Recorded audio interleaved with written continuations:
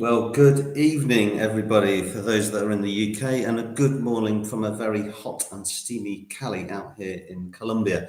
I'm here at the Convention for Biological Diversity. That's one of the great Rio conventions that was signed back in 1992 in Rio, and not that far from where I'm sitting now.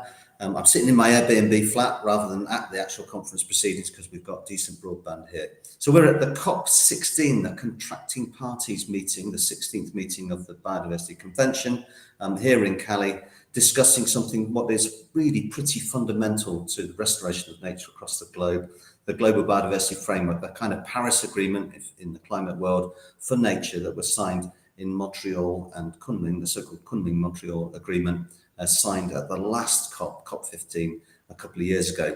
And it's a crucial COP. Countries are meant to be delivering their national biodiversity strategy action plans and looking really how we implement this very important global biodiversity framework. Now, each day has a particular theme, and today it's Women's Day. So we're going to talk a bit about equality, diversity, and inclusion. And this is really critical. And there's 192 countries being represented here in Cali, and that's about 10,000 people have come into the city to talk nature, which is fantastic. It simply cannot be another white male bastion. It just can't work that way. We've got to represent the communities of the world, and there's a lot of discussion about that, how that works. And in fact, the negotiations yesterday, they all carried on. They're starting to become pretty fractious, actually, as we go through the week. I think people are getting a bit tired now.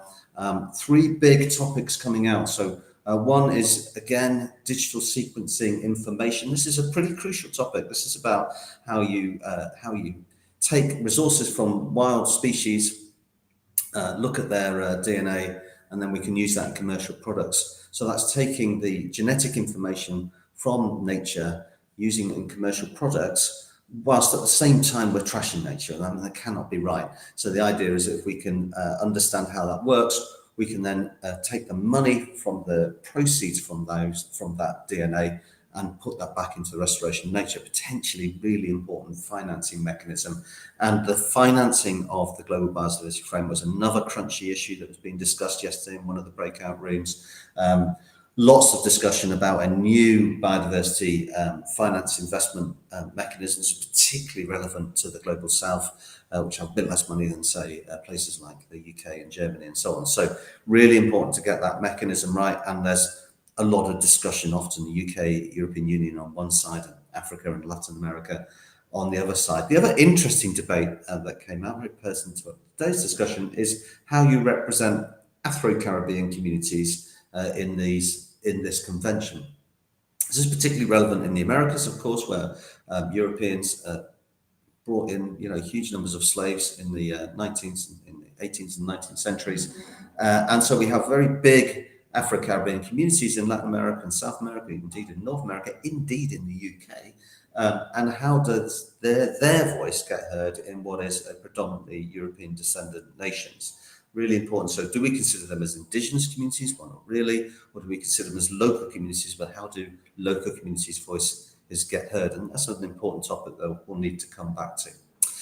But it is Women's Day today, so what you really don't want to hear is me talking as a typical white male. So let's bring in a number of women that we've been speaking to over the course of a few days. And we'll start with a really good friend of mine, Sarah Mukherjee, used to be at the BBC, is now Chief Executive of the Institute for Environmental Management and Assessment. And she said some pretty powerful words yesterday to me, so we'll play that video.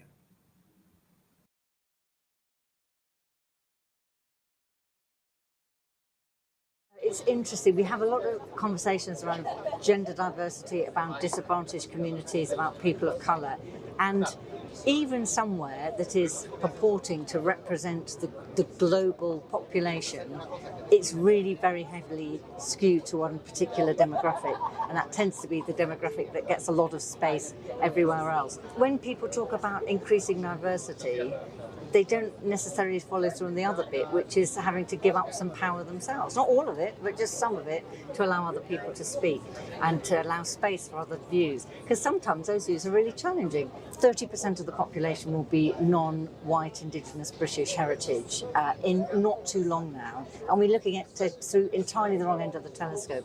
We need people from diverse communities far more than they need us as a sector. Every single sector has seen disruption in the last 50 or 60 years. We have not yet. At some point, someone is going to say, hang on, you don't represent most of the people in the country. Why have you got all the power and all the advocacy in this space?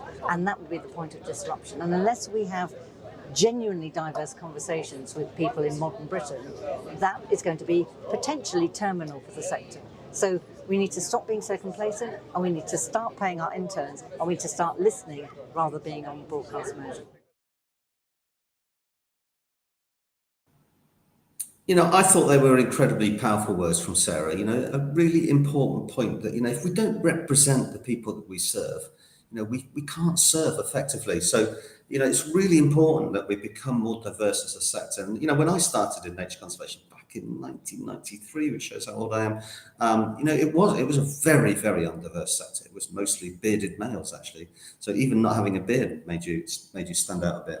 Certainly being young in that sector made you stand out. So I think we've made great strides, so we've gone from a completely mostly male workforce to slightly more females in the workforce in the Wildlife Trust, not necessarily represented at the senior level, and maybe that's a lag, maybe there's a glass ceiling, we can think about that. But we are getting more diverse people into the sector, more young people into the sector and so on. And I'm really delighted to bring into this conversation Jamie, and she's our Digital Information Officer here at the Royal Society of Wildlife Trust. Jamie, do you want to introduce yourself? Yes, hello. Yeah, lovely to be here, Rob. So yes, my name's Jamie. I'm the Digital Fundraising and Communications Officer at the Royal Society of Wildlife Trust, and my role sits within the communications team.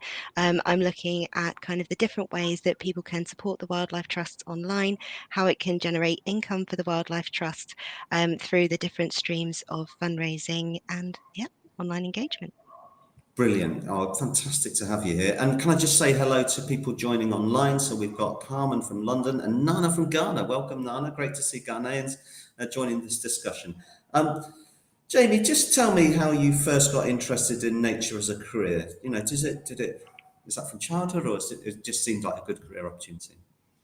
Well, I've always been lucky enough, I guess, to first off mention that I've always had exposure and access to nature when I was growing up. So it did stem from childhood, and I was always very curious about the natural world.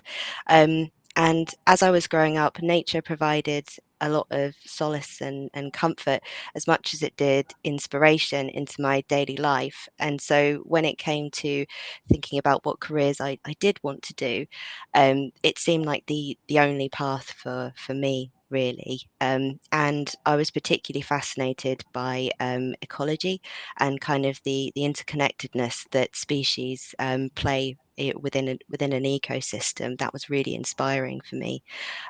So I went on to do a degree in wildlife management and conservation at my local university, and my career has just kind of taken off from there, really. So how's it gone? I mean, how did you find getting into this sector? I mean, because it's not that easy. I mean, there's lots of unpaid internships and things. I mean, how have you found it? I think that, like you say, it's not the most straightforward at times. A lot of the time I found myself kind of volunteering, and sort of really building up a breadth of experience, really. But in that time, it did provide me an opportunity to sort of really figure out what I wanted to do. So my first job within the sector was working for the British Trust for Ornithology, and I worked within the membership team. And it was there that I not only developed a love for birds and bird watching, but also communications and kind of the different ways that we can engage with our audiences to become inspired about nature and the natural world. And that kind of really opened my eyes to kind of the different breadth of careers that you can have. Being in the conservation sector doesn't necessarily mean that you're out kind of in all weathers. You know, you can work at it from the comms perspective as well.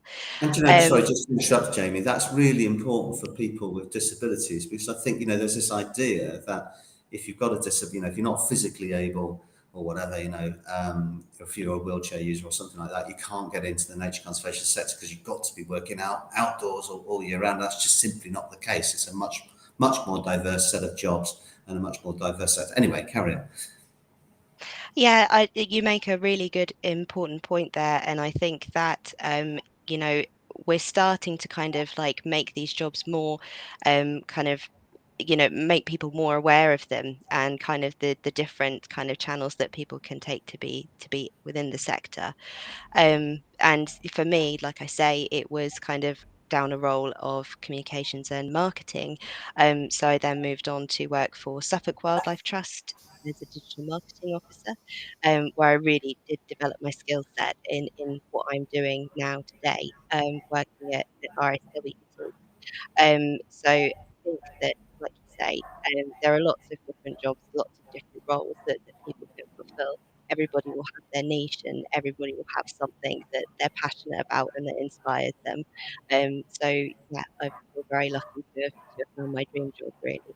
And Jamie, I'm really feeling your passion for nature. How do you stay connected with nature? I mean, because the comms, just because I'm married to somebody working in the comms roles at a big nature conservation organisation, and it's pretty intense actually, and it's mostly indoors. So how do you stay connected to nature? I think there are lots of different ways that I kind of try to stay connected to nature, really. I think, and like I say, I'm a bird watcher. I take a lot of pleasure from taking time out, going for walks and kind of watching the birds, albeit I'm not a very good one, not a very good bird watcher. I write as well. I like to sort of journal kind of experiences in nature and kind of document that more for myself and just to kind of look back and reflect on. But I'm also an artist. So I also have a master's in illustration. I'm very passionate about natural history, illustration, and I believe that illustration and art is another form of communication. It reaches a whole other kind of side of society and communicates about nature to them in a very different way. So I do spend a lot of time painting and drawing in my little studio office here, as well as Amazing. out in the field. Oh, well, look, thank you very much for joining us today. You've been amazing. It was an honour and a pleasure to work alongside you. Hey, we've got some amazing people joining us. We've got people in Bristol. We've got Denise from North Nottinghamshire, Sue in South East Hampshire, one of my old wildlife trusts. So hello to Sue. Hi to Vanessa, who's glad that we're focusing on diversity today. Good, absolutely, and we should do.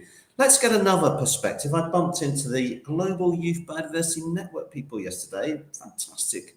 And we'll talk about that a little bit later. But we spoke to Abby Gardner and Eloise Mayo. And again, we're going to show a little video from yesterday.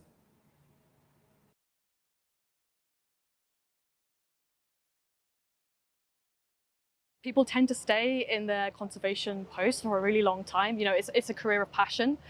So you tend to find that folk have been where they are for quite a long time. And I think there is that lag in terms of getting both women into positions, but also just younger people into those positions. I do also think there is still that kind of unconscious bias around women and more senior leadership roles. So either a thought that women don't want to be in those positions or not recognising the barriers that society have for women going into those posts. So I think it's a bit of both. I do think we're getting better in terms of the gender pay gap and ensuring things like unconscious bias training to get around that. But still got a little way to go yet. One of the things we'd be keen to try and do at the moment is around Target 22, which is about effective participation into negotiations, particularly for Indigenous people, local communities, women and youth. And so an issue we're noticing in that is that a lot of people agree that's a good idea, but may not have a suitable monitoring framework to allow that to happen effectively. So the country can say, yeah, no, we definitely engage youth in the negotiations, but then we ask, oh, how many, what type, what age, where are they from? And there's no way of tracking the quality of that sort of engagement and participation. So we would like to promote or put in an idea of creating monitoring frameworks which allow effective tracking of that participation so we know it's good quality and not tokenistic.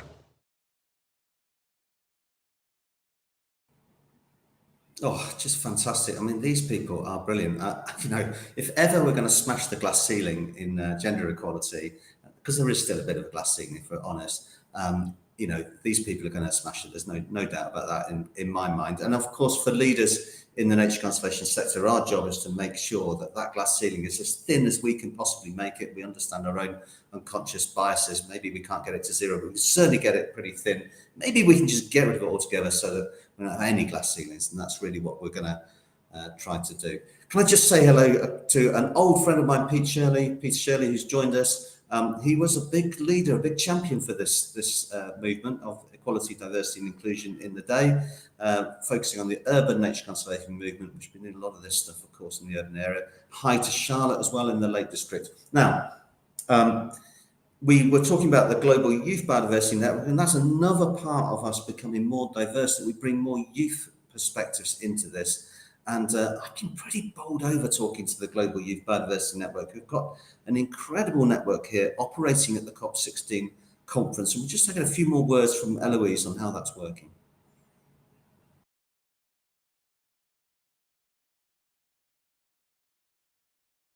I'm Eloise. I'm part of the UK chapter of the Global Youth Biodiversity Network, which is also known as Gibbon. In Gibbon, there is a policy team, and the way we work is that we put individuals in all the different negotiations, and we type up all the conversations that are happening between the countries on all the different themes, particularly trying to get an idea of which countries may support the youth priorities, which ones might be against it, and so that we can then have these morning meetings where we tell each other what's going on, because it's such a big space, you can't be everywhere at once. And so it's quite an effective way of gathering as much information about the negotiations sort of as quickly as possible. The way it works is that observers can't actively participate in the negotiations. However, what we can do is put in an intervention. So we can ask the chair, can we actually add some text into this? And because we've been listening to negotiations, we pick quite strategically when we think that might be an effective point for it to happen.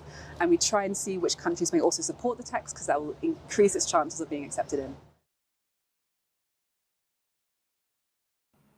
I mean, that Global Youth Biodiversity Network, wow, unbelievable. 100 youth volunteers here out in Cali, not always the easiest place to get around in. There's a few security issues, a lot of police and so on. And they're here in force, and they are in all of the negotiations. I felt actually a bit inadequate talking to them. Incredible work that they're doing. So hats off to them. And I'm loving this. Like Jamie Douglas, you've been invited to Ghana. Fantastic. Come and watch the white-necked Pithecanthus. What a bird that is.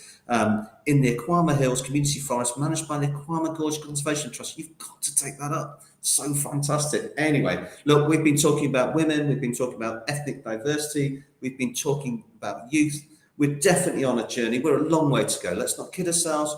We're still a very white organisation. We're on a long way to go. But it's absolutely fundamental to get this right, because if we can't get this right, there's no way we can deliver the global biodiversity framework. There's no way we can deliver the lofty ambitions of the delegates here at COP16 and make sure that that translates into our own domestic agenda, so that we restore, we're one of the most depleted nations on earth, so we restore our wildlife as the globe starts to restore and make our planet a more habitable place for future generations. It's been fantastic having you all today. If you want to find out more, click on the QR code, get notifications in here. And tomorrow we've got a bit of a special.